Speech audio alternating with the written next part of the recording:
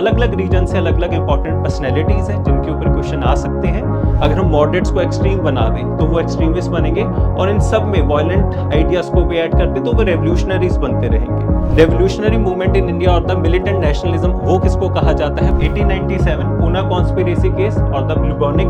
अगर हम बाल गंगाधर तिलक जी की बात करें, so since he has also advocated for the, अब यहाँ से भी क्वेश्चन निकल सकते हैं कि लाला लाजपत राय जी की डेथ कब हुई थी? जब लाठीचार्ज हुआ था during the demonstrations of Simon commission go back. Revolutionary movement in India or simply revolutionaries is one of the most important topic from the modern Indian history, but many a times it is not covered in detail, और बहुत बार इसमें से आपको lateral questions देखने को मिलते हैं which most of the students skip. So ये जो आज का हमारा लेक्चर है, this will cover in detail all the important revolutionary activities in India since starting, and the notes have been arranged in a very systematic way ताकि आपको वो समझ आ सकें, आपको बहुत सारे आइडियाज रिटेन रह सकें। And the detailed notes of this topic is available on the Telegram channel. Name is UPSC with Kawal Baweja. तो प्लीज़ वहाँ से डाउनलोड कर लीजिएगा, और else there is a link in the description, वहाँ पे जाके आप सारथी के फ्री रिसोर्सेज से भी उसको डाउनलोड कर सकते हैं। At first, in case we need to understand this topic, तो हम बेसिक लेवल के ऊपर सबसे पहले ये समझते हैं what is the meaning of this revolutionaries, उसमें क्या क्या इंपॉर्टेंट इवेंट्स हैं।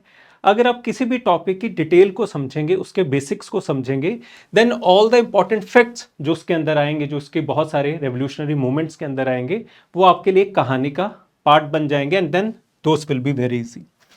इन केस हम रेवोल्यूशनरी या फिर रेवोल्यूशनरी मूवमेंट की बात करें, so it is just like one of the ways to achieve independence. अब इंडिपेंडेंस की अगर हम बात करें, as we know that the idea of independence will grow eventually, वो ग्रेजुअली ग्रो करेगा from first the idea of dominion status और the idea of Swaraj, और फिर हम इवेंचुअली कहाँ मूव करेंगे? टू द आइडिया ऑफ पूर्ण स्वराज और कंप्लीट इंडिपेंडेंस। तो इन सारे आइडियाज को अचीव करने के लिए there were various factions, there were various strands in this national movement at first, like we talked about moderates, we talked about extremist. तो इन दोनों के काम करने में कुछ डिफरेंसेस थे, इनके आइडियोलॉजिकल डिफरेंसेस हैं। Like moderates believed in the constitutional struggle, extremist believed in the extra constitutional struggle. So in the same ways, अगर हम इसकी डिटेल में बात करें, so in the same ways यहां पर भी this is a kind of strand, एक अलग आइडियोलॉजिकल फैक्शन है जो कि इस इंडियन इंडिपेंडेंस को किस तरह से अचीव करना चाहते हैं? Through a certain different violent means. ये इंडिविजुअल हीरोइक एक्टिविटीज को परफॉर्म करेंगे, and through that they will try to instil the fear, एक तरह का फ्रीडम का सपना साकार करने का एक रास्ता दिखाएंगे, और वो रास्ता अलग है in terms of comparison to moderates and extremist. इसमें ये वॉयलेंस को यूज करेंगे। When we talk about moderates and extremists, over there never we talk about violence, because उनकी जो आइडियोलॉजी है वो अलग तरह की आइडियोलॉजी है। यहां पर ये जो लोग हैं वो अलग तरह के हैं इन terms of ideological difference. They believe that जो फ्रीडम है it should not be bagged, वो हम भीख की तरह नहीं मांगेंगे जैसे मॉडरेट्स या एक्सट्रीमिस्ट मांगते हैं, through constitutional and non constitutional means. अब ये कॉन्स्टिट्यूशनल मीन्स कौन कौन से हैं? Prayer, petition, protest. Extra constitutional means उसमें हम ऐड कर सकते हैं बायकॉट, स्ट्राइक्स। आई होप वो सब बेसिक्स आपको क्लियर होंगे। Now the paper is around the corner, तो प्लीज हर बच्चा इन चीजों को ध्यान रखेगा। तो हमने सबसे पहले ये समझा that what is the idea of revolutionaries, revolutionary movement का मतलब क्या है, कि इनका बेसिक्स क्या है, ये लोग किस तरह के आइडियोलॉजी को बिलोंग करते हैं। Now in case we have understood this, अब ये लोग ऑपरेट किस तरह से करेंगे? In order to understand that, हम वर्ल्ड वॉर 1 को एक डिसाइडिंग इवेंट मान लेंगे। So before world war 1 and after world war 1, जब हम इनकी एक्टिविटीज को स्टडी करते हैं तो इस तरह से डिवाइड किया हुआ है for better understanding, because all the revolutionary movements और the revolutionary activities before world war 1 seems to be heroic individual activities की सर्टेन रीजनल इवेंट्स हैं जिनको हम यहां पे स्टडी करते हैं। ऑल दीज इवेंट्स और activities are not organised in a sense कि वो किसी प्लानिंग का पार्ट नहीं है, वो स्पोरेडिक इवेंट्स हैं जो जगह जगह के ऊपर हुए हैं, like Poona conspiracy case and various other cases जो हम यहां पे पढ़ते हैं।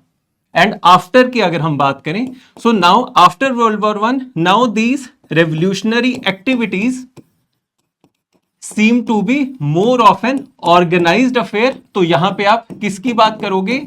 आप बात करते हैं हिंदुस्तान रिपब्लिकन एसोसिएशन की, which will later change into Hindustan socialist republican association. And when we are reading all of this, तो इसमें हम कुछ एक्टिविटीज को रेफर करेंगे और उसमें कुछ इंपॉर्टेंट पर्सनैलिटीज हैं from where the questions can be asked. But apart from that many a times there is abundant of literal information जिससे अलग से क्वेश्चन बन सकता है। लाइक जब आफ्टर की अगर हम बात करें, so when Bhagat Singh threw that bombs in the central legislative assembly, so two bills were being passed at that point of time. One is the public safety bill and the second one is the trade dispute bill. अब ये paper में question किस तरह से आया, that this trade dispute bill refers to which of the following ideas, that under this bill अगर हम overall simply बात करें तो जितने भी ट्रिब्यूनल्स हैं, अगर आपके यूनियंस हैं तो वो स्ट्राइक के ऊपर नहीं जा सकते। In case you want to go on a strike then you have to give a 15 days prior notice. तो उस तरह का आइडिया था एंड सिंपली आप उस क्वेश्चन को सॉल्व कर सकते थे इन case you know this information. अगर आपको नहीं पता तो आप नहीं अंदाजा लगा पाओगे। सो उसी तरह से when we refer to these heroic acts, चाहे वो बिफोर वर्ल्ड वॉर वन हो या फिर आफ्टर वर्ल्ड वॉर वन, बहुत सिंपली तरीके से आप समझ सकते हैं कि यहां पर क्या हो रहा है, क्यों हो रहा है और किस वजह से हुआ है। In case you understand the whole foundation, अगर आप पूरी कहानी समझते हैं तो आपके लिए जो टॉपिक है वो बहुत आसान हो जाएगा। This is basic understanding. अब हम कंटेंट के ऊपर रेफर करेंगे और कंटेंट में जाने से पहले there is also a section कि इस टाइम पीरियड के ऊपर बहुत सारी ऐसी रेवोल्यूशनरी एक्टिविटीज थी which were happening outside of India. कि ऐसा नहीं है कि सिर्फ जो इंडियंस हैं उन्होंने इंडिया के अंदर ही इसके लिए, इस फ्रीडम, आइडिया ऑफ फ्रीडम के लिए पुश किया। Many individuals who were outside of country, like हम गदर पार्टी की बात करें। अब ये गदर पार्टी में कौन से पार्टिसिपेंट्स हैं? All the peasants from the Punjab area या फिर अदर एरिया से जो वहां पर अमेरिका की साइड एम्प्लॉयमेंट की अपॉर्चुनिटीज के लिए गए थे। Eventually they will divert their part to this Indian freedom independence, और वो फिर एक पार्टी की फॉर्मेशन करेंगे, Ghadar party, and a question has been asked on this Ghadar party. So we will be covering all the important movements which were happening outside India also, because वो भी हमारे इस टॉपिक के लिए एक इंपॉर्टेंट चीज हो जाएगी। बट आई होप कि आप ये समझ पाओगे कि बहुत आसान टॉपिक है। The only thing is that you should understand the basic nuances कि ये टॉपिक क्या है, किस वजह से, और ये आपसे क्या डिमांड करते हैं। इन केस आप वो समझ सकते हैं, so it is a very simple thing. So first of all, in case हम बेसिक्स की बात करें तो इंट्रोडक्शन के अंदर from the mains point of view, although this content is targeting specifically this prelims examination, तो ज्यादातर जो कंटेंट है वो ऑब्जेक्टिव वे में दिया हुआ है। पर अगर हम इंट्रोडक्शन की बात करें तो ओरिजिनली आपको ये आइडिया ध्यान में रखना है that this revolutionary faction is always considered as a sub faction inside this freedom movement, कि हम ज्यादा बड़ा फैक्शन नॉन वायलेंट मूवमेंट को मानते हैं which was led by Mahatma Gandhi. And since we do understand that Mahatma Gandhi was the leader of the largest political party at that time which was Indian National Congress, तो उस वजह से, क्योंकि उस तरह से उस मूवमेंट को लीड किया गया ज्यादा बड़े लेवल के ऊपर, नॉन वायलेंट मींस के टैक्टिक्स को अपनाया गया, जैसे non cooperation movement, civil disobedience movement. So we know our history from that lens at a larger level. But that doesn't mean that कि जो लोग वायलेंट मींस को अपनाना चाहते थे वो फैक्शन नहीं था। So we do read about that faction also, और इक्वली इंपॉर्टेंट है क्योंकि इन्होंने भी उतना ही पुश किया है, इक्वली कंट्रीब्यूट किया है। We all know the contributions of many of the freedom fighters back then, जैसे भगत सिंह, सुखदेव, राजगुरु, चंद्रशेखर आजाद, वासुदेव बलवंत फाटके। तो अलग अलग रीजन से अलग अलग इंपॉर्टेंट पर्सनैलिटीज हैं जिनके ऊपर क्वेश्चन आ सकते हैं। सो रीजन वाइज हम या फिर मूवमेंट वाइज इन सारी एक्टिविटीज को रेफर करेंगे। And a very simple thing, कहानी है वो आपको कहानी समझते जानी है, एंड उसमें से जो भी पॉइंट्स पूछे जाएंगे we are going to refer to that.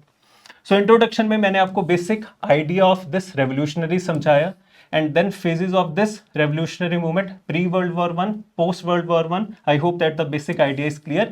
Reasons behind the growth of this revolutionary movement. We all know कि अगर हमने मॉडरेट्स को पढ़ा है, for the rise of the extremist we see that moderates were one to be blamed that their failures की वजह से जो एक्सट्रीमिस्ट का हमें राइज देखने को मिलता है। In case we understand that, तो हमें ये भी समझ में आएगा कि जो रेवोल्यूशनरीज हैं वो भी उसी तरह से नाखुश होंगे कि जैसे एक्सट्रीमिस्ट आ रहा extreme version of the moderate faction, अगर हम मॉडरेट्स को एक्सट्रीम बना दें तो वो एक्सट्रीमिस्ट बनेंगे, और इन सब में वायलेंट आइडियाज को भी ऐड कर दे तो वो रेवोल्यूशनरीज बनते रहेंगे। तो ये सारे जो आइडियाज हैं, ये जो आइडियोलॉजीज हैं, वो वायलेंस को किस तरह से देख रही हैं उस लेवल के ऊपर प्लेस्ड है, और उस तरह से हम रेवोल्यूशनरीज को समझते हैं। सो failure of existing political trends, so these revolutionaries always had this thing in mind कि इनका जो काम है मॉडरेट्स का, एक्सट्रीमिस्ट का, वो इनफ नहीं है कि जिस तरह से वो काम करना चाहते हैं it is can be considered equal to that of begging the freedom from the British authorities, कि हमारा काम भीख मांगना नहीं है बट रादर उसको स्नैच करना है, and that can be through the violent means. तो उस तरह के आइडियाज यहां पर हैं। And failure of existing political trends, ताकि कॉम्प्रिहेंसिव कंटेंट बने and you can have a certain idea कि अगर मेंस में किस तरह के आइडिया डिस्कस हो सकते हैं, तो उसको भी ऑब्जेक्टिवली यहां पर प्रेजेंट किया गया है। आई होप कि आपको ये नोट्स पसंद आएंगे। इंस्पिरेशन फ्रॉम इंडियन आइडियोलॉग्स, कि उस जमाने के जो प्रोमिनेंट पर्सनैलिटीज हैं वो have inspired the revolutionaries of that time, तो उसमें हम कुछ इंपॉर्टेंट पर्सनैलिटीज को रेफर करते हैं। The first one is the Aurobindo Ghosh, और उनके द्वारा जो पूरे सीरीज पैम्फलेट्स लिखे गए, लाइक हमने जब औरोबिंदो घोष को रेफर किया था तो we refer to him in the section of extremist, और हमने ये कहा था that he has written new lamps for the old. I hope कि जितने भी क्लास के स्टूडेंट्स हैं you would remember this idea that Aurobindo Ghosh has written new lamps for the old, जहां पर वो इस आइडिया को री-एम्फसाइज करते हैं कि जो पुराने ये मॉडरेट लोग हैं, मॉडरेट फैक्शन के लीडर्स हैं, उनको नए दिए दिखाने की जरूरत है because the type of work that they are doing वो सही नहीं है। तो वहां पे भी हमने अरबिंदो घोष की इस आइडिया को समझा था that all the type of political sentiment जो उस टाइम पीरियड के ऊपर है वो लोगों के लिए इक्वल या फिर एनफ नहीं है जिसके थ्रू वो शांत हो सके। So these people are demanding a change, और उस चेंज के लिए अलग अलग पर्सनैलिटीज काम कर रही हैं। These personalities will in turn inspire the revolutionaries. जैसे हम वीडी सावरकर की बात करें, V D Savarkar in turn will inspire many of the revolutionaries in India. V D Savarkar को कौन सपोर्ट करेगा? श्यामजी कृष्ण वर्मा, जो कि लंदन में जिन्होंने इंडिया हाउस को खोला था। आगे चल के हम डिटेल में बात करेंगे उसके बारे में। So all of these revolutionaries were supporting one and the other, और एक दूसरे को इंस्पायर करेंगे इस पूरे टाइम पीरियड में कि वो इस तरह से काम करें।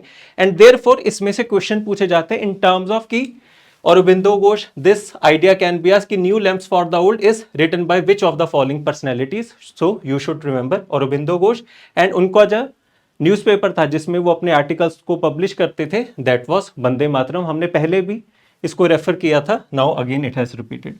वीडी सावरकर की बात करें, अब prominent personality from Indian national movement, इनके बारे में आप सबसे पहले कहां पर रेफर करते हैं? In the revolt of 1857 when he has referred this revolt as the first war of independence.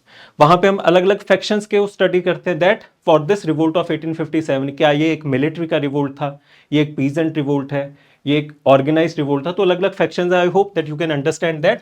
सो उसमें हम वीडी सावरकर को रेफर करेंगे एंड देन लेटर ऑन हम इनके बारे में और डिस्कस करेंगे। Apart from that the spiritual personalities of that time, Swami Vivekananda, वो at that time has inspired revolutionaries, moderates, extremist की किस तरह से अपने देश की आज़ादी के लिए डिमांड किया जा सकता है, how to be on the ethical path. तो वो सिंपल आइडियाज हैं, उस तरह से आपको चीज़ें समझनी है। इन्फ्लुएंस ऑफ इंटरनेशनल मूवमेंट्स की, इस जमाने के जितने भी इंटरनेशनल मूवमेंट्स थे which may have inspired any of the countries to demand their independence और वर्क फॉर देयर इंडिपेंडेंस। तो जब भी कोई छोटा देश एक बड़े देश को हराएगा that will be a sort of inspiration. तो इंडिया क्योंकि उस जमाने में एक कॉलोनियल देश है, so it will draw the inspiration from other nations जो कि इसी तरह की सिचुएशन में है। So at this point of time, जैसे आयरलैंड की बात करें, आयरलैंड को हम कहां पे रेफर करते हैं? During the home rule league movement. वो सेम मूवमेंट आयरलैंड से ही इंस्पायर्ड थी। So this Irish national movement वो हम एज अ पॉइंट रेफर कर सकते हैं, as a sort of inspiration. Apart from that इसी जमाने में Ethiopia defeated Italy and one of the or the first of the African nations जिसने किसी यूरोपियन देश को हराया था। So it was a very big thing back then. And apart from that Japan ने जब रशिया को हराया 1905 में, because around this time period only हमें ये जो रेवोल्यूशनरी टैक्टिक्स हैं या फिर वॉयलेंस को यूज करके अपने आइडियाज ऑफ इंडिपेंडेंस या फिर फ्रीडम को डिमांड करना, इन्हीं सारे टाइम पीरियड से, क्योंकि जब भी हमने हिस्ट्री को समझा है, यू हैव ऑलवेज अंडरस्टूड कि जब भी कोई नया मूवमेंट आएगा, जब भी कोई नया फिक्शन आएगा, तो वो किसका रिजल्ट होगा? वो रिजल्ट होगा अपना जो आसपास का पूरा टाइम पीरियड है, जो उसका कल्चर है। एंड इन केस कल्चर में वॉयलेंस को प्रमोट किया जा रहा है तो वो मूवमेंट्स के अंदर भी दिखेगा हमें। तो revolutionary is one of the thing. And इसी आइडिया को अगर हम और एक्स्ट्रापोलेट करें, so you may have read that कि हिंदुस्तान रिपब्लिकन एसोसिएशन का नाम चेंज करके हिंदुस्तान सोशलिस्ट रिपब्लिकन एसोसिएशन कर दिया गया था बाय चंद्रशेखर आजाद, भगत सिंह। वो क्यों किया गया? बिकॉज आफ्टर 1916 सोशलिज्म दुनिया के अंदर एक प्रोमिनेंट फॉर्म ऑफ आइडियोलॉजी बनेगा after the 1916 Russian revolution. We know that अब ये जो मेजर कल्चर डेवलप हुआ पूरी दुनिया में और उसका इफेक्ट हमें इंडिया में देखने को मिला कि हमारे इंडिया में भी सोशलिज्म को प्रमोट किया जाएगा इन वेरियस फॉर्म्स। एंड इसका आपको रिफ्लेक्शन पॉलिटिकल आपकी नॉलेज में भी देखने को मिलता है when secular as a keyword was added in the preamble. तो इन केस आप चीजों को ढंग से समझेंगे या फिर एक क्रोनोलॉजी के थ्रू, स्टोरी के थ्रू इसको समझने की कोशिश करेंगे, so you would be able to relate most of the thing. ये चीजें मुश्किल नहीं है। The only idea is that it needs a certain type of एक रिवीजन। अगर आप वो कर लेंगे तो चीजें आसान हो जाएंगी। बट टिल हेयर आपका प्रीलिम्स पॉइंट ऑफ व्यू से कुछ भी इंपॉर्टेंट पॉइंट नहीं है, अभी तक आपकी ये बेसिक अंडरस्टैंडिंग है। Economic and social conditions in India, attitude of the colonial rule, I hope ये आप बेसिक पॉइंट्स समझ सकेंगे। Now when we refer to the prominent revolutionary movements in India, तो अगर हम स्टार्टिंग से स्टार्ट करें, क्रोनोलॉजी वाइज बात करें, so the father of revolutionary movement in India और द मिलिटेंट नेशनलिज्म, वो किसको कहा जाता है? Balwant Vasudev फाटके। One of the interesting और the important points is that he was a clerk in the military accounts department, and during this time period only Deccan famine will happen, one of the most severe famines जो हम study करते हैं during the British rule. तो उस वजह से क्या होगा, जो एट्रोसिटीज हैं वो बहुत लोगों के ऊपर बढ़ जाएंगे। और जब भी हम फेमीन्स को रेफर करते हैं, we have always read in the mains component that कि जो फेमीन्स में वन ऑफ द फैक्टर्स होता था वो ये है कि ये एक्स्ट्राबरेट क्यों हो जाएंगी, क्योंकि ब्रिटिश अथॉरिटीज जो कि गवर्निंग अथॉरिटीज हैं वो वेलफेयर का काम नहीं करेंगी। तो अगर मान लीजिए किसी फेमीन में in case the number of casualty should have been 1000, तो वो नॉर्मल केसेस से बहुत ज्यादा होंगे, इट विल बी 3 और 4000, क्योंकि ब्रिटिशर्स का जो पूरा आइडिया था वो था एक्सप्लॉयटेशन इन नेचर, कि जितना निकल सके उतना निकाल लो। तो उस वजह से जो जितनी भी कंडीशंस होती थी वो बहुत ज्यादा बढ़ जाएंगी। और इसी तरह का मेंस में भी क्वेश्चन पूछा गया था कि क्यों ब्रिटिश इंडिया के दौरान हमें इतने ज्यादा फेमीन्स देखने को मिलते हैं। So everything is interconnected. But coming back Vasudev Phadke की अगर हम बात करें, father of armed Indian rebellion, background क्या है? डेक्कन फेमीन का आपको आइडिया ध्यान में रखना है। But apart from that again one of the important points कि जब इन्होंने गुरिल्ला वॉरफेयर को इनिशिएट किया against the British authorities, so he recruited a number of lower caste man. तो उस जमाने का ये एक तरह का सोशो रिलीजियस रिफॉर्म मूवमेंट भी था। आई होप आप आइडियाज को कोरिलेट कर पाओगे। तो अगर आपको कल वासुदेव फाटके जी के बारे में एक वन ऑफ द पॉइंट्स आ जाए that he was working for the socio religious reform also, तो यस, वो कहां से पता लगता है? That he formed a band of 40 armed man who most of the time came from the lower caste, thus breaking the social barriers। तो ये basic idea आपको इनके बारे में ध्यान में होना चाहिए। अगर इसमें से क्वेश्चन आए so you would be able to solve that question over there. Then the next important idea is 1897 Poona conspiracy case और द ब्लूबोनिक प्लेग केस। तो ये बेसिक सा आइडिया है कि पूना के एरिया में 1897 में एक प्लेग होगा, महामारी फैलेगी, and the Britishers would set up a commission कि उस प्लेग को इंस्पेक्ट किया जाए, उसको सप्रेस किया जाए। तो उस कमेटी के ऑर्डर्स के ऊपर there would be inspection in all of the places जहां पर ये प्लेग था। एंड उन इंस्पेक्शन के दौरान वो कुछ गलतियां करेंगे, जैसे वुमेन के साथ एक्सप्लॉयटेशन की जाएगी, या फिर अगर हम रिलीजियस सेक्रिलिजियस की बात करें, जो धार्मिक स्क्रिप्चर्स हैं उनको उनकी बेइज्जत भी की जाएगी। तो उस तरह के आइडियाज हमें देखने को मिलते हैं that during this 1897 plague reforms या फिर जो प्लेग के लिए काम किया गया, तो उसमें there were certain atrocities done by the British police system. तो उस वजह से ये एक केस किया गया था वेयर द चापेकर ब्रदर्स, ये उनकी पिक्चर लगी हुई है, these were the 3 brothers, ultimately इन तीनों को एग्जीक्यूट कर दिया जाएगा। सो इन तीनों ब्रदर्स के द्वारा इनमें से 2 brothers they will assassinate the commissioner, जो कि वो प्लेग कमिश्नर था जिसने उस पूरी कमीशन को बिठाया था, जिसने वो पूरे ऑर्डर्स को एग्जीक्यूट किया था। So in order to take the revenge of the atrocities, इन चापेकर ब्रदर्स के द्वारा पूना में, इसी वजह से इसको पूना कॉन्स्पिरेसी केस कहा जाता है because of the geography. And कहानी आइडिया बहुत सिंपल है कि बदला लिया गया है against the British official named as lieutenant Ayerst. तो आइडिया हमने समझ लिया। अपार्ट फ्रॉम दैट इस केस के साथ 2 और इंपॉर्टेंट नेम्स या फिर पर्सनैलिटीज जुड़ी हुई हैं। One of them is Chapekar brothers, sorry Natu brothers. Natu brothers उस जमाने के can be treated as one of the social workers जो इंडियन इंडिपेंडेंस के लिए काम करते थे। बट इन ब्रदर्स को भी इस केस के अंदर पकड़ लिया गया था because it was meant that कि ये भी इसमें शामिल होंगे। तो उस वजह से इनके ऊपर झूठा मुकदमा, फॉल्स वर्डिक्ट सुनाया गया था। Eventually they would be freed, but yes they were also associated with this Poona conspiracy case. And apart from that अगर हम बाल गंगाधर तिलक जी की बात करें, so since he has also advocated for the right और the cause of this Chapekar brothers, कि इन्होंने जो किया है वो ठीक है। So this was taken as a case of sedition by the British authorities and eventually Tilak was imprisoned for the next 18 months in the case of sedition. तो ये 2 इंपॉर्टेंट पर्सनैलिटीज हैं जो आपको इस केस के साथ याद होनी चाहिए, पर सिंपल सा आइडिया है। आई होप आपको ये समझ में आ गया होगा। एट फर्स्ट ऑलवेज रिमेंबर कि यहाँ पे हम महाराष्ट्र साइड के पहले रीजन की बात कर रहे हैं कि उसमें हमने किस तरह के contributions को देखा है। So this is the Maharashtra side. Now the third important personality from here is V D Savarkar and Abhinav Bharat. इनके बारे में हमने पहले भी रेफर किया, first war of independence and all. And इनके द्वारा जो रेवोल्यूशनरी मूवमेंट को प्रमोट करने के लिए ऑर्गेनाइजेशन को फॉर्म किया गया था, that is called as Mitra Mela secret society in Nashik in 1899, which would eventually grow out to become a pan India society and will be known by the name of Abhinav Bharat group in 1904। सो ये एक important information है, please इसको ध्यान में रखिएगा।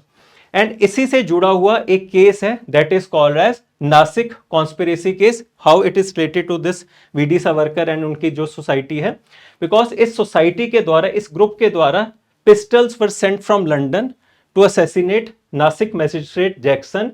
किसके द्वारा किया गया था? Anant Laxman Kanhare, a follower of the Abhinav group. तो ये सिर्फ आपको आइडिया क्लियर होना चाहिए कि नासिक कॉन्स्पिरेसी केस क्या है, किस तरह से वो रिलेटेड है और उसमें कौन सी पर्सनैलिटी एसोसिएटेड है। सो अनंत लक्ष्मण कान्हरे।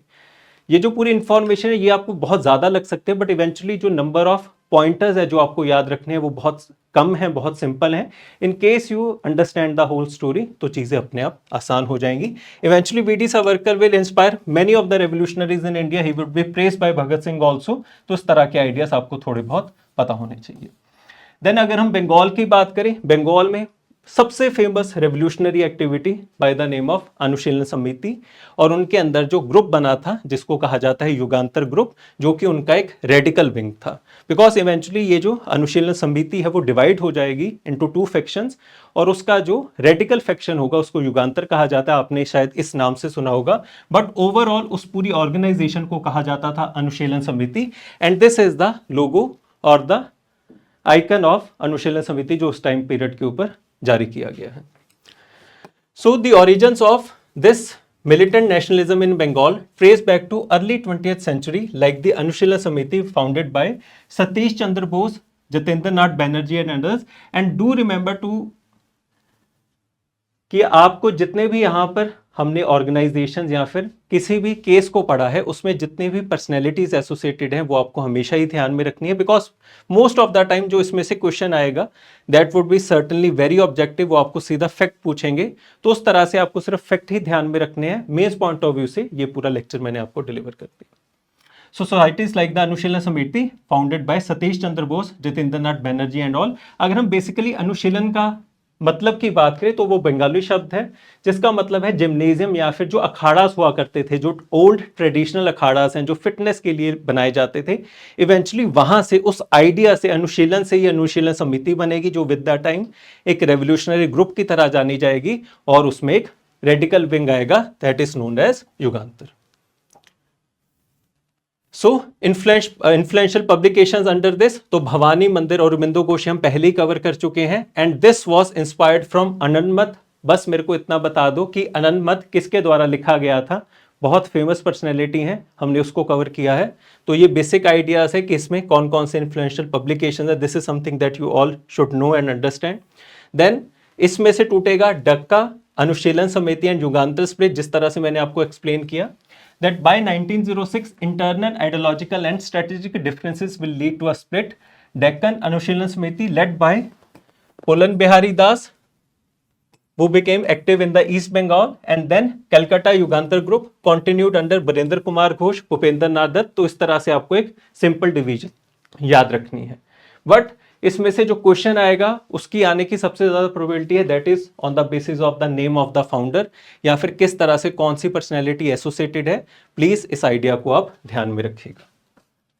देन मूविंग फॉरवर्ड, इस पूरे युगांतर या फिर अनुशीलन समिति के अंदर अगर हम प्रोमिनेंट एक्टिविटीज की बात करें, so the first one is Muzaffarpur murders. और इस पूरे मुजफ्फरपुर मर्डर्स का आइडिया क्या है, दैट एक फेल्ड अटेम्प्ट किया गया था कि उन्होंने असैसिनेट करना था एक जज को जिसका नाम है जज किंग्सफोर्ड, जो कि प्रोमिनेंट जितने भी इस युगांतर ग्रुप के ऊपर मुकदमे हुए, all the trials which were happening on this, तो वो एक एंटी नेशनल जज था जो हमेशा गलत मुकदमे या फिर सजा सुनाया करता था।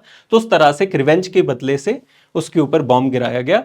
But eventually that was a miscalculation कि जो बॉम्ब गिराया वो किसी और बग्गे के ऊपर गिरा दिया गया, and eventually 2 British women will be dead. तो ये पूरा केस है मुजफ्फरपुर कॉन्स्पिरेसी केस। इसमें किसने बॉम्ब गिराया था, so the prominent personalities are Khudiram Bose and Prafulla Chaki. ये आपको सिर्फ 2 नाम ध्यान में रखने हैं। अगर क्वेश्चन आएगा तो लार्जली इन्हीं आइडियाज के ऊपर क्वेश्चन आता है। पर्सनैलिटीज, अगर वो मिसकैलकुलेशन के ऊपर, एडिशनल इंफॉर्मेशन के ऊपर क्वेश्चन आ सकते हैं। बट इवेंचुअली ये पूरा जो टॉपिक है ऑब्जेक्टिव इन नेचर है, ये आपको पॉइंट्स याद करने पड़ेंगे।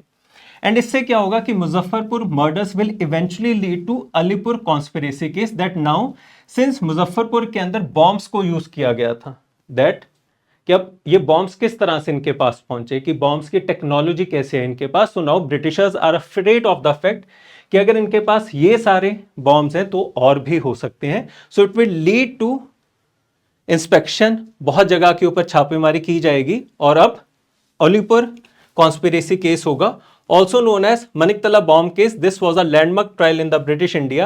After the Muzaffarpur incident, the British raided the Maniktala garden where they found bombs, weapons and revolutionary literature. ये सिर्फ आपको आइडिया ही ध्यान में रखना है।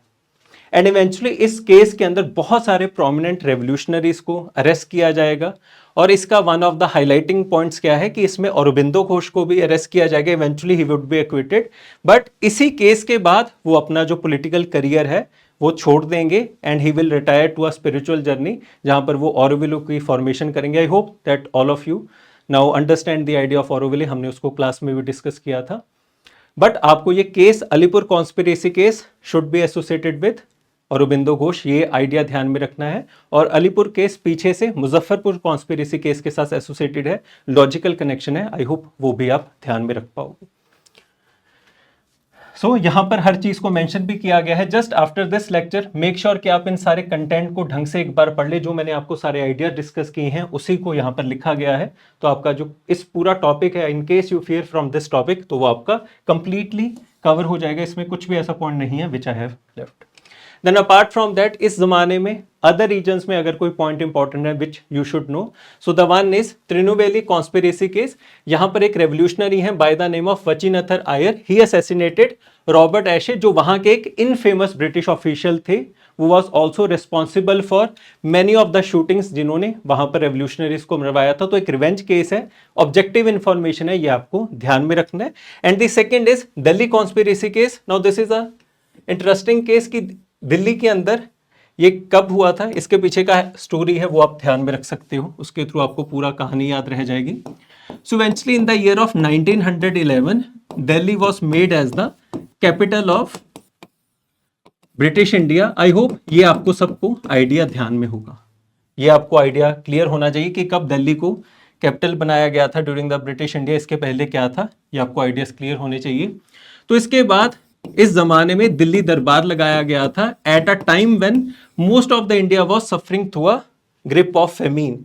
तो उस आइडिया, उस पूरे जमाने में जो पॉलिटिकल फर्मेंट था वो रिवेंज का था, एंड इवेंचुअली इस रिवेंज को लिया जाएगा where the two prominent revolutionaries of that time, Raj Bihari Bose and Sachin Sanyal, उस जमाने के जो वॉइसरॉय हैं जिनका नाम है वॉइसरॉय हार्डिंजे, उनको असैसिनेट करने की कोशिश करेंगे by throwing a bomb, but eventually वो अनहार्म निकल जाएंगे, बहुत कम उनको चोटें लगेंगी, एंड इसका जो पूरा इफेक्ट है वो उनके बॉडीगार्ड्स के ऊपर आएगा। But overall you need to remember the basic story कि दिल्ली कॉन्स्पिरेसी केस 1912 का क्या है कि Raj Bihari Bose, I hope that you understand और रिमेंबर दिस पर्सनैलिटी, हमने इनको बहुत बार डिटेल में डिस्कस किया है, and Sachin Sanyal where they are trying to throw the bomb on viceroy of that time.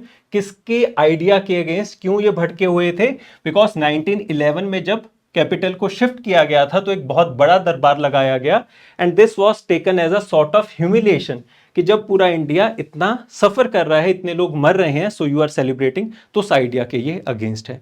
In case आपको ये पॉइंट इंपॉर्टेंट लगे तो प्लीज इसको साथ में मेंशन कर लीजिएगा। Now moving forward, revolutionary activities before world war one, and अगर हम आउटसाइड ऑफ इंडिया की बात करें, सो one of the important ideas is India house, London के अंदर है, आज भी अगर आप जाएंगे तो वहां पे देख सकते हैं। तो एक तरह का हॉस्टल है, एक तरह का ट्रेनिंग ग्राउंड है जो कि सेटअप किया गया है श्यामजी कृष्ण वर्मा के द्वारा। हाउस का नाम है इंडियन हाउस और इनकी खुद की पब्लिकेशन का नाम है द सोशियोलॉजिस्ट। तो ये 3 पॉइंट तो आपको बेसिकली ध्यान में रखने हैं, India house, the sociologist and Shyamji Krishna Verma. तो ये एक तरह का हॉस्टल है जहां पर प्रोमिनेंट रेवोल्यूशनरीज को तैयार किया जाएगा। Like we talked about V D Savarkar, तो जब वीडी सावरकर लंदन ट्रेवल करेंगे तो वो इसी हॉस्टल में रहेंगे, यहीं पर उनकी ट्रेनिंग होगी एंड ऑल, और यहाँ से बहुत सारी रेवोल्यूशनरी एक्टिविटीज को प्रमोट किया जाएगा। तो उस वजह से ये one of the important ideas है which you all should know. So established by Shyamji Krishan Verma in 1905 to propagate revolutionary ideas through the publication Indian Sociologist। तो आपको ये पॉइंट्स ही याद रखने हैं, ओवरऑल आपको आइडियाज क्लियर हो गए होंगे। Then you have must heard about the famous personality, बहुत यंग उम्र के रेवोल्यूशनरी थे, ऑलमोस्ट शायद हम इनको यंगेस्ट रेवोल्यूशनरी मानते हैं, मदनलाल ढींगरा। तो उन्होंने किसको असैसिनेट किया था, कर्जन वाइली को, लंदन के अंदर। तो और इसमें ये जो मदनलाल ढींगरा है ये इसी इंडियन हाउस का पार्ट थे। तो इस तरह से वो रेवोल्यूशनरीज को तैयार करते थे। आपको ये 2 पॉइंट्स इंडियन हाउस से रिलेटेड ध्यान में होने चाहिए। Then moving forward, Ghadar party, one of the important ideas और टॉपिक जिसमें से पहले भी क्वेश्चन पूछा गया है, many a times the question has been asked from this, although it शायद दोबारा से रिपीट होने की प्रोबेबिलिटी कम है, बट ओवरऑल हम आइडिया को समझ लेते हैं।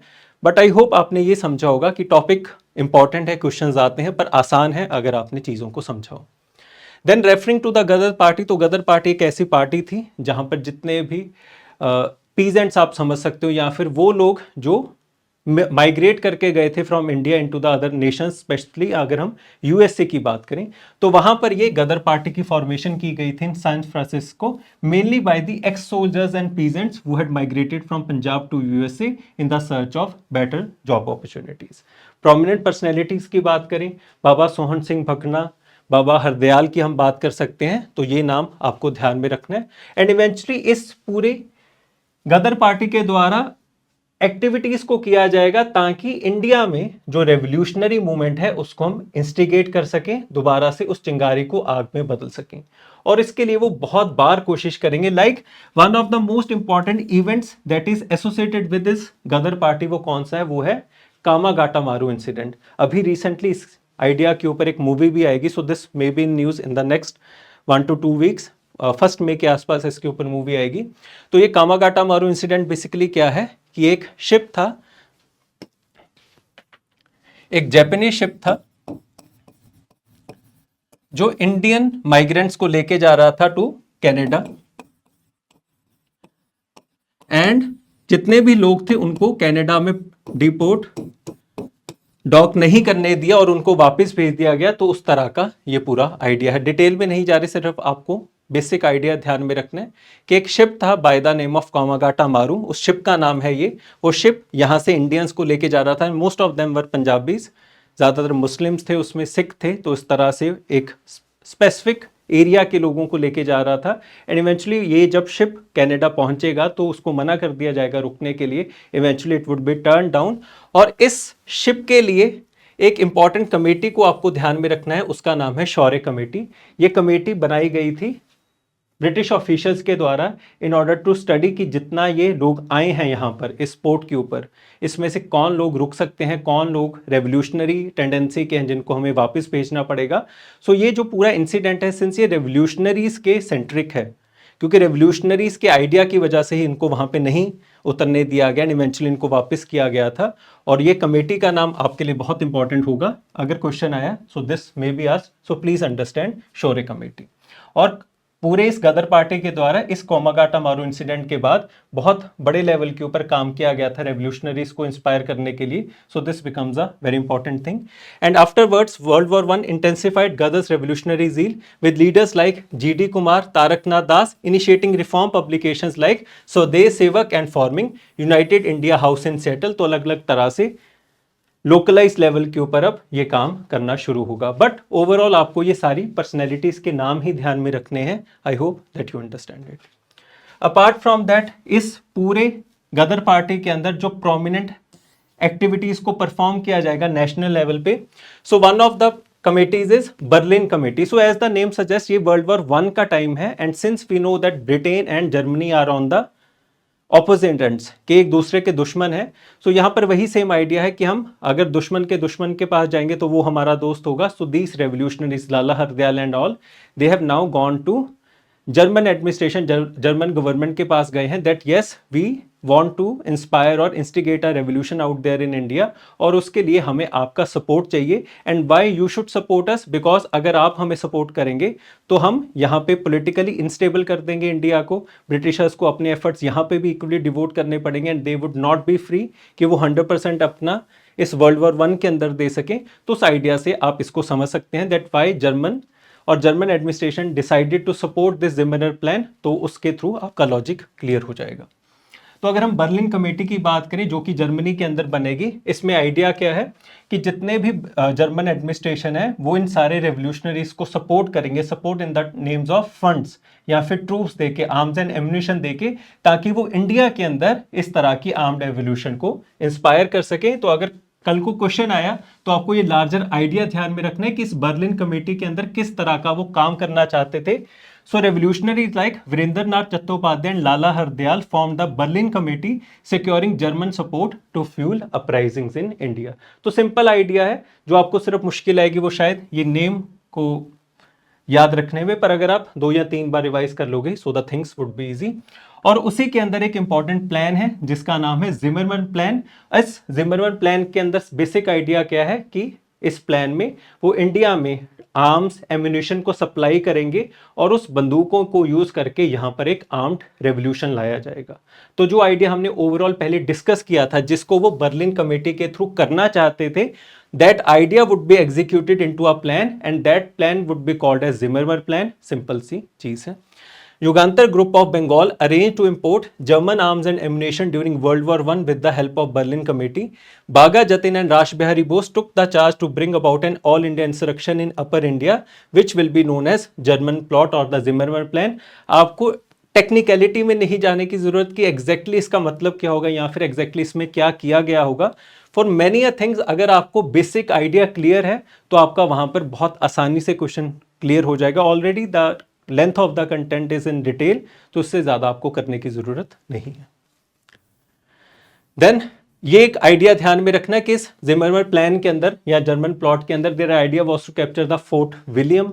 आई होप आपको तीनों फोर्ट्स का आइडिया क्लियर होगा, Fort Saint David, Fort Saint George, Fort Saint William. ये किस तरह से बने हैं, किस क्रोनोलॉजी में बने हैं, वो भी हमने स्टडी किया था।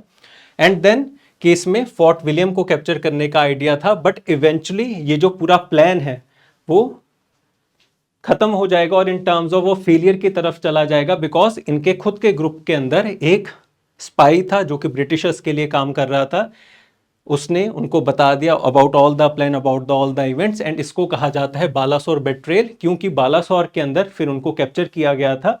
तो इस आइडिया जो इसके साथ एसोसिएटेड है वो भी मैंने आपको पूरा कन्वे कर दिया। आई होप अगर आपको इतने आइडियाज भी याद रह जाएंगे, अगर आपको कल को क्वेश्चन आया and in case they have mentioned about Balasore betrayal, तो आपको अगर चमक भी गया वहां पे कि इसका क्या मतलब था, तो आपका वहां पे क्वेश्चन क्लियर होगा।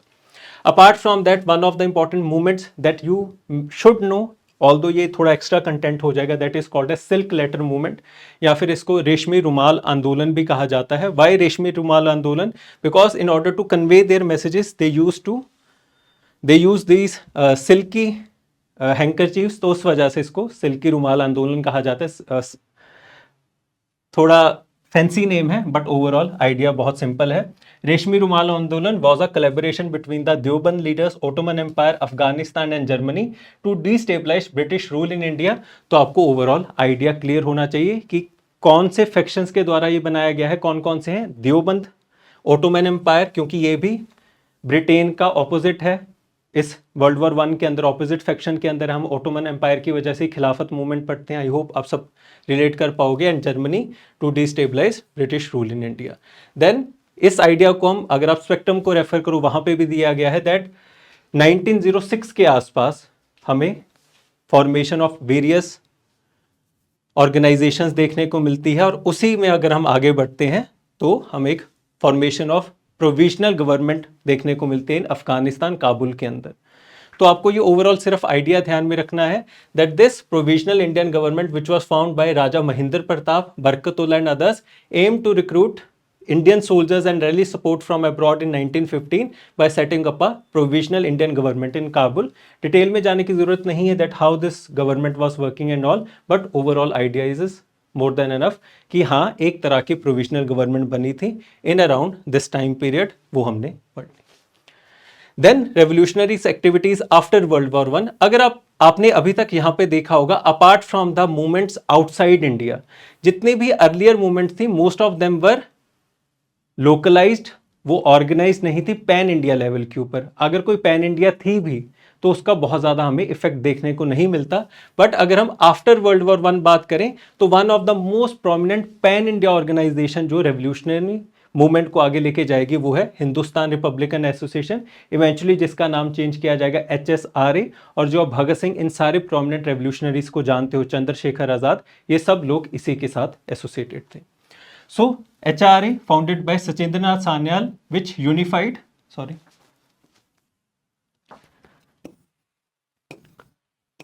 founded by Sachindranath Sanyal, the HRA unified revolutionary groups across India। तो सिंपल सा आइडिया है, but the most important event जो इनके साथ जुड़ा हुआ है वो है काकोरी कॉन्स्पिरेसी केस या फिर train robbery case. Basic idea क्या है कि ये जो एक ट्रेन है जिसके अंदर आर्म्स एम्युनिशन को ट्रांसपोर्ट किया जा रहा है, तो उस ट्रेन को लूटने का आइडिया है, उसमें जो फंड्स है उसको लूटने का idea in order to fund the revolutionary activities. So it has been referred to as Kakori train robbery case. ये आपको लार्जली आइडिया क्लियर होना चाहिए, बट इवेंचुअली ये जो पूरा केस है या फिर ये जो पूरा एक्शन था ये फेल हो जाएगा, ये भी आपको चीज ध्यान में रखनी है। एंड इवेंचुअली इसमें जितने भी प्रोमिनेंट पर्सनैलिटीज हैं they would be hanged. After the Kakori incident, HSRA Hindustan socialist republican association adopted socialism led by Bhagat Singh and Chandrashekhar Azad. ये सब कुछ इंस्पिरेशन कहां से आई है सोशलिज्म की? From the 1916 Russian revolution. I hope कि अब आप हर चीज को लिंक कर पा रहे होंगे कि किस वजह से क्यों चीजें होती हैं, because all of the history is a cause and effect relation only.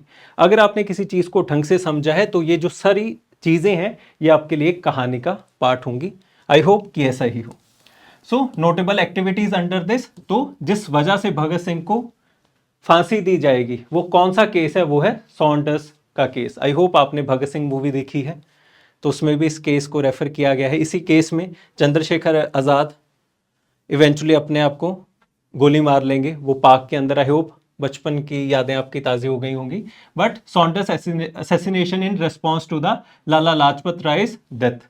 अब यहाँ से भी क्वेश्चन निकल सकते हैं कि लाला लाजपत राय जी की डेथ कब हुई थी? जब लाठीचार्ज हुआ था during the demonstrations of Simon commission. Go back, Simon commission से आगे आपकी पूरी कहानी निकल सकती है। आई होप वो आपको चीज़ें याद होंगी। So Saunders was a police official जो उस टाइम पीरियड के ऊपर इंचार्ज था, and in order to take the revenge of Lala Lajpat Rai death, तो उसकी असैसिनेशन को प्लान किया जाएगा by the prominent revolutionaries of that time, जो कि इस हिंदुस्तान सोशलिस्ट रिपब्लिकन एसोसिएशन के अंदर काम करते थे। और इसी केस के अंदर भगत सिंह को फांसी होगी। ऑलवेज रिमेंबर दैट कि उन्होंने जो बॉम्ब्स को थ्रो किया था इन the central legislative assembly, eventually उसके बाद ऑल्दो उनको अरेस्ट किया गया था, पर उनको जो फांसी हुई थी वो इस केस की वजह से हुई थी। अब ये भी पॉइंट आपको ध्यान में रखना है कि ऑल्दो जो टारगेट है वो सॉन्ड्रस है, पर उसको नहीं मारा जाएगा, इवेंचुअली वो किसी दूसरे ऑफिशियल को मार देंगे, तो उस वजह से हम सॉन्डर्स को रेफर करते हैं। तो प्लीज इस आइडिया को ध्यान में रखिएगा। एंड जब दूसरा इंपॉर्टेंट आइडिया है वो है बॉम्ब थ्रोइंग का, which is associated with this Hindustan socialist republican association only. तो भगत सिंह ने जब ये बॉम्ब गिराए थे तो दो बिल्स को पास किया जा रहा था, public safety bill and trade dispute bill. Trade dispute bill हमने पहले डिस्कस कर लिया कि trade dispute bill refers to the ban on the strikes, जो कि वर्कर यूनियन उनके द्वारा की जाती थी, और अगर आपको करनी है so you need to give a prior notice of 15 days and all, ताकि स्ट्राइक्स के ऊपर कंट्रोल किया जा सके, बैन लगाया जा सके। तो वो बेसिकली है trade dispute bill. And public safety bill refers to a bill जहां पर जितने भी उस जमाने के प्रोमिनेंट रेवोल्यूशनरीज हैं उनको डिपोर्ट करने के लिए in the name of public safety, अगर बाहर से कोई आ रहा है, जैसे उस जमाने में मोस्ट ऑफ द रेवोल्यूशनरीज वो वर लिविंग आउट, अगर उनको बंद किया जा सके कि आप इंडिया में नहीं आ सकते, तो उस वजह से था ये पब्लिक सेफ्टी बिल। आपको बेसिक आइडिया ध्यान में रखना है। This trade dispute bill has already been asked, अगर इस बार ये आया तो सिंपल आइडिया आप ध्यान में रखोगे। And Bhagat Singh formed the Naujawan Bharat Sabha in 1926, and while in jail, he wrote down "Why I am an Atheist." Basic information about Bhagat Singh. I hope that you will remember this. Apart from that, revolutionaries from Bengal में दो important events हैं. The first one is the Chittagong Armory raid. तो armoury है वहाँ पर जहाँ पर गोला बारूद आर्म्स एम्यूनेशन को रखा जाता है, तो उसको लूटने का एक पूरा प्लान था, referred by Chittagong armoury raid. और इसमें बहुत फेमस पर्सनैलिटी सूर्य सेन ने इस पूरे रेड को अंजाम दिया था। बट मोर इंपॉर्टेंटली इस पूरे केस के अंदर दो freedom fighters, women freedom fighters भी इंक्लूडेड हैं, प्रीतिलाल वादेदार एंड कल्पना दत्त। प्लीज इनका नाम भी इसके साथ ध्यान में रखना। Overall you just need to remember the idea कि चिट्टागोंग आर्मरी रेड क्या है, और उसमें जो तीन इंपॉर्टेंट पर्सनैलिटीज एसोसिएटेड है, Surya Sen, Pritilal Waddedar and Kalpana Dutt. Then another important personality Bina Das, उन्होंने उस जमाने के एक मैजिस्ट्रेट को पॉइंट ब्लैंक रेंज के ऊपर शॉट डेड किया था, बीना दास, तो उस वजह से इंपॉर्टेंट आइडिया है, इंपॉर्टेंट पर्सनैलिटी है। Attempted to assassinate Bengal governor Stanley Jackson at Calcutta university convocation. And at last important writings which are associated with revolutionaries, we have Bandi Jeevan, a life of captivity in book written by Sachindra Nath Sanyal, कि जब इनको Andaman jail के अंदर, cellular jail के अंदर बंद किया गया था, तो उस जमाने में इन्होंने ये बुक लिखी थी। And this book will serve as the Bible for the revolutionaries, और उनको वो बहुत बड़े लेवल के ऊपर इंस्पायर करेगी। Apart from that we have Pather Dabi written by Sharat Chandra Chatterjee. This is a fictional novel जो कि ये बताता है कि जो इनके एक सीक्रेट रेवोल्यूशनरी ग्रुप है वो किस तरह से ब्रिटिश रूल को ओवरथ्रो करेगी। आपको इसकी डिटेल को याद रखने की जरूरत नहीं है, but overall just the name of the book and the name of the author is required. I have pasted this images ताकि आपकी जो रिकॉल है वो और बेहतर हो जाए, तो उस तरह से मैंने नोट्स को बनाने की कोशिश की है। Reasons for decline for revolutionary activities from the mains point of view, अगर हम लार्जर लेवल के ऊपर बात करें तो we can mention about most of the stringent laws, जो एक्ट्स को पास किया गया था ताकि रेवोल्यूशनरी मूवमेंट को बंद किया जा सके। पब्लिक सेफ्टी बिल, इस तरह के हम बिल्स को रेफर कर सकते हैं। तो बेसिक इन्फॉर्मेशन इन केस आप रेफर करेंगे तो आप बहुत आसानी से समझ जाएंगे। So this was all about the revolutionary movement in India. इसमें ऑलमोस्ट हर पॉइंट है जो मैं इंक्लूड कर सकता था, हर आइडिया जो मैं दे सकता था, जो आपके इस बार प्रीलिम्स के लिए मोर देन एनफ होगा। This Telegram, this PDF will be available on the Telegram channel UPSC with Kawal Baweja, आप वहाँ से डाउनलोड कर सकते हैं।